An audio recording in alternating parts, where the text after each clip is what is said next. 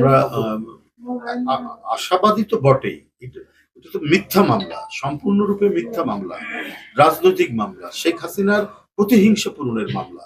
শেখ হাসিনার একক কর্তৃত্ববাদী শাসনে বাংলাদেশে যাতে কোনো টু শব্দ না হয়, সেই টু শব্দ না হওয়াটা নিশ্চিত করা হয়েছে দেশনেত্রী বেগম খালেদা জিয়ার বিরুদ্ধে মামলা দিয়ে, সাজা দিয়ে, এবং দেশনায়ক তারেক রহমানের বিরুদ্ধে মামলা দিয়ে, সাজা দিয়ে। এটা সর্বৈব এবং আমি বলবো যে সম্পূর্ণরূপে এটা মিথ্যা মামলা। আমরা প্রত্যাশা করছি এবং অন্তর্বর্তীকালীন সরকারের কাছেও বলেছি তার বিরুদ্ধে যে মামলাগুলো দেওয়া হয়েছে এটা মানে শুধু খুব গভীরে স্টাডি করার দরকার নেই। এটা মানে হেডলাইনটা স্টাডি করলেই বোঝা যাবে যে এখানে মাস্টার মাইন্ড হচ্ছে শেখ হাসিনা। শেখ হাসিনা তার ক্রোধ, তার আক্রোশ পূরণ করার জন্য তারেক রহমানের বিরুদ্ধে এই মামলা দিয়েছেন, সাজা দিয়েছেন। তো এখন পরিবর্তিত পরিস্থিতিতে আমি মনে করি কি অন্তর্বর্তীকালীন যে সরকার তারা এটা বেশি দেরি করবেন না, অল্প কয়েকদিনের মধ্যেই তার এই মামলাগুলো তার প্রত্যাহার করবেন এবং এই যে মিথ্যা, অযৌক্তিক, ভিত্তিহীন মামলা যেগুলো দেওয়া হয়েছে সেগুলো প্রত্যাহার করে হ্যাঁ সেটা করে আমরা দেশনায়ক তারেক রহমানের যে প্রত্যাবর্তন, সেই প্রত্যাবর্তনটা জন্য আমরা অপেক্ষা করছি। আমরা প্রস্তুত আছি, সারা দেশ প্রস্তুত আছে তাকে রিসিভ করার জন্য।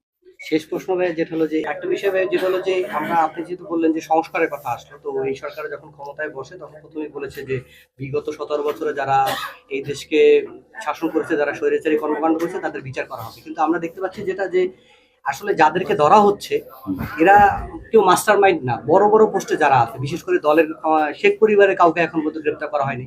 পাশাপাশি আওয়ামী লীগের যে সাধারণ সম্পাদক ছিল বা এই ছাত্র আন্দোলনের যে স্বরাষ্ট্রমন্ত্রী ছিল, যাকে সবাই বলতেছে যে মাস্টার মাইন্ড, এদের কাউকে আসলে কেন ধরা না? সেটা তো গভর্নমেন্টে তো আমরা নাই, সরকারে তো আমরা নাই। সরকারে আছে তত্ত্বাবধায়ক সরকার, যাকে বাংলাদেশ জাতীয়তাবাদী দল বিএনপি এবং সমমনা গণতান্ত্রিক আন্দোলনের সমমনা দলগুলো সমর্থন করেছে।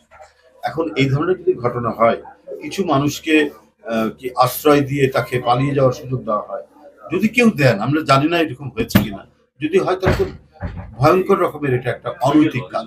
অপরাধীকে হাতের কাছে পেয়েও তাকে ছেড়ে দিলে পরে যে ছেড়ে দিবে বা তার যদি কোনো তথ্য না জানা, সেটাও এক ধরনের কিন্তু অপরাধ। মানে আমি আইনের ছাত্র হিসেবে যতটুকু জানি তাতে এটাই হচ্ছে সবচেয়ে বড় অপরাধ।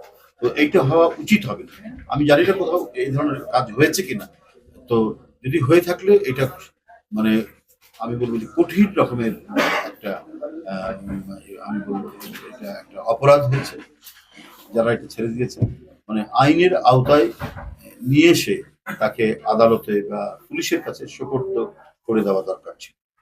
তো শেষ প্রশ্ন যে শেষ দুইটা প্রশ্ন, যেটা হলো একটা সবারই একটা আশা যে বিএনপির ভারপ্রাপ্ত চেয়ারম্যান তারেক রহমান কবে দেশে আসবে এবং তার বিরুদ্ধে যে মামলাগুলো আছে সবগুলো মামলা প্রত্যাহারের বিষয়ে আপনারা কতটুকু, বা জামাতের বিরুদ্ধে আপনাদের এই মুহূর্তে বা বিরুদ্ধে না জামাত সম্পর্কে এখন আমি এই বিষয়ে কিছু বলবো না।